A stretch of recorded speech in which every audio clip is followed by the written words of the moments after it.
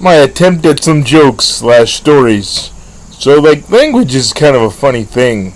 It can be easy to misunderstand people or not exactly understand what's going on, especially when alcohol is flowing or some other kind of adult type entertainment. I was at a family game night one time, and my uncle by marriage, he's from England, so his sister Aunt Hazel and her husband John came to visit, and my cousin brought her, I think it was like American Bulldog Boxer mix, and it scared my Aunt Patty's cat. And Aunt Hazel, who I think I only met one other time in my life, goes, the poor, and this happened before I got there, and she's like, the poor cat is hiding in the toilet. And I was thinking, oh my God, when she said that, I think I might have been a little bit high or drunk when I got there. And I was thinking, oh my God, I didn't know cats liked water. And then, like, games keep going by, we're doing stuff, and then I go, has anybody checked on the cat? Are you sure it's not going to drown? And then she starts laughing at me. When they say toilet, they literally mean the whole bathroom, not the toilet. Like, England is supposed to be where English was started, and that sounds grammatically wrong to me. Another time that language got confusing was, of course, adult entertainment involved. My buddy agreed to take me to a friend of mine's birthday party, and she worked two jobs. One was at an optometrist, and the other one was at Dulles Airport. And we got to this bar, and another guy in a wheelchair pulled up and was talking to her, and he was rattling off all these jokes, like, what did Michael Jackson say to the lady at the beach? Stay out of my son, and stuff like that. And he handed her Camel cigarette coupons, because this is back when you could still smoke at bars. And I was like, oh my God, I'm being replaced. And he was carrying a pool cue, so he's in better shape than me. Oh my God, I'm getting replaced by a better model. And my buddy goes, hey, what's up with that guy? Is he a vet? And I go, no, he fell off a roof. And he looks at me like I said the stupidest thing in the world. And he's like, what's up with that guy? Is he a vet? And I go, he fell off a bleeping roof. And he looks at me again. He's like, what's up with that guy? Is he a vet? And I go, you donkey. He fell off a bleeping roof. And he's like, the doctor. And he meant the optometrist.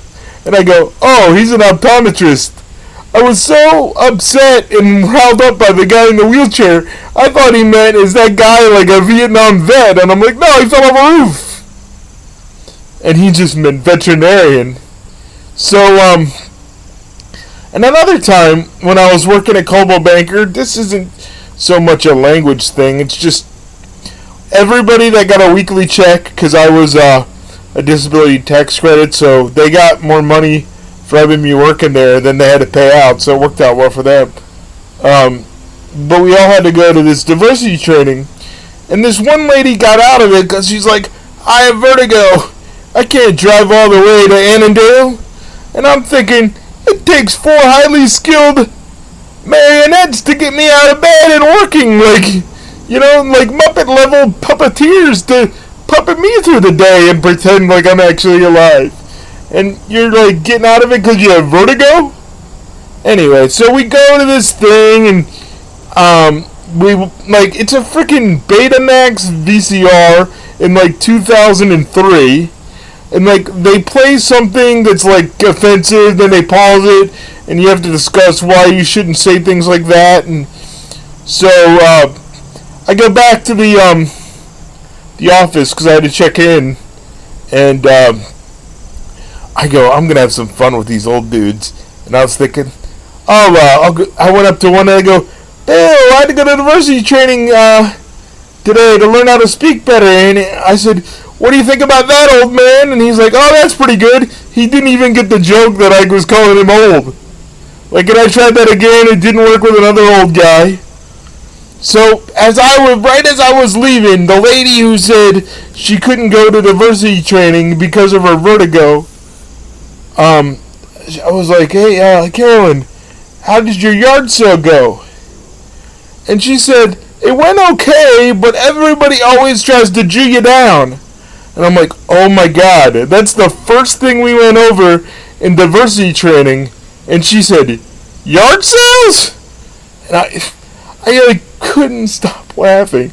Like she had no clue that saying that was offensive. It just made me laugh. Another thing that's kind of like work adjacent, I guess, is like for years my family was bugging me like, since you're severely disabled, you're eligible for food stamps. Go get food stamps. And I'm like, clearly I'm not starving. Like, let that go to somebody else who, doesn't have a family that kind of loves them. But I finally went, and like I went there, and like I had to wait. There was all these little kids, probably from poor families that were, running around, and I had to like keep my eye on my joystick because they really all wanted to play with my wheelchair. I had to get there early. I'm like, oh man, I just wish I was in bed. And I finally get it, and I get $16 a month. So I'm like, I know what I'm gonna do. And this was like right around Valentine's Day. So I went and I bought the cheapest boxes of Valentine's Day candy you could. So I got 16 boxes, and the food stamp card worked. I got like the 89-cent like little box with like the 4 pieces of cheap candy. I had a niece and a nephew, only one niece and nephew at that time, so I gave them 2 boxes. And then I basically went by every server that I ever had in my life that I knew where they worked still, and gave in the area, and I gave them a box of candy for all the times that it was the back end of the month, and I was just drinking one soda, no ice all night long. And then when I got home that day, I was like, can you believe some guy bought 16 boxes of candy with his food stamp card? And then I got all these hateful messages like, oh my God, like that stupid Obama giving his money away. They had to buy all their baby mamas all this candy and all these terrible, hateful things. Well, at the end of the night, I was gonna write on my Facebook that it was me, and haha. But everybody got so mad that I was too scared to write it was actually me, and I was making a joke. I guess I'll end with this semi-controversial joke. A buddy of mine, he's kind of a wrestling comic book dork like me, I guess, and he met this girl, and he's like, she's really into role play. She keeps talking about cars or something, and I'm like, you like dress up like a character or whatever. And he's like, I guess it seems kind of weird. And so I asked him how the night went with this girl, and he's like, well, I showed up in a tacky sweater with pudding pops, a cigar, 2 glasses of wine, and some Quaaludes, and she kicked me out. And I'm like, dude, it's cosplay, not Cosby. At least you drew the line and didn't do blackface. Good googly boog. If you enjoyed any of this, feel free to donate me $1 at cpartjohn@gmail.com through PayPal, or not, obviously, not. Because, like I said in my first video, apparently handicapped means all you're good for is handing out your cap and asking for money. That's why it's offensive now, allegedly. Thank you very much, and have a sparkling day.